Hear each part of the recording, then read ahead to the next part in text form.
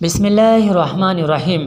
آئیے ہم سب یہ باتیں جاننے کی کوشش کرتے ہیں کہ اللہ تبارک و تعالیٰ کس بندے کا انتظار کرتے ہیں، اور یہ بھی جاننے کی کوشش کرتے ہیں کہ اللہ تبارک و تعالیٰ کس بندے کو دیکھ کر خوش ہوتے ہیں۔ رسول اللہ صلی اللہ علیہ وسلم نے فرمایا، جو بندہ مسجد میں نماز پڑھنے کے لیے آتا ہے اور اللہ کو یاد کرتا ہے تو اللہ تبارک و تعالیٰ اس بندے کو دیکھ کر ایسے خوش ہوتے ہیں جس طرح سے کسی انسان کا کوئی آدمی گم ہو گیا ہو، پھر وہ اچانک مل جائے تو جس طرح سے وہ آدمی گم شدہ آدمی کو دیکھ کر خوش ہوتا ہے، اس سے زیادہ اللہ تبارک و تعالیٰ اس نمازی بندے کو دیکھ کر خوش ہوتے ہیں جو مسجد میں نماز پڑھنے کے لیے آتے ہیں اور اللہ کو یاد کرتے ہیں۔ کتاب دیکھیے سنن ابن ماجہ، یہ روایت حسن ہے۔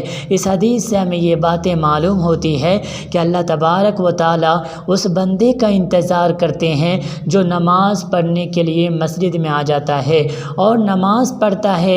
اللہ تبارک و تعالیٰ اس بندے کو دیکھ کر ایسے خوش ہو جاتے ہیں جس طرح سے ہم میں سے کسی کا بھائی یا کسی کا رشتہ دار گم ہو جائے اور وہ نہیں مل رہا ہو، پھر اچانک وہ مل جائے تو اسے دیکھ کر بندہ کس طرح سے خوش ہوگا، اسی طرح سے اللہ تبارک و تعالیٰ اس نمازی بندے سے خوش ہوتے ہیں جو نماز پڑھنے کے لیے نہیں آتا تھا لیکن نماز پڑھنے کے لیے آ گیا۔ اللہ اس بندے کو دیکھ کر بہت خوش ہوتے ہیں اور اتنا خوش ہوتے ہیں گویا اس بندے کا انتظار کرتے رہتے ہیں کہ کب آئے گا میرا بندہ۔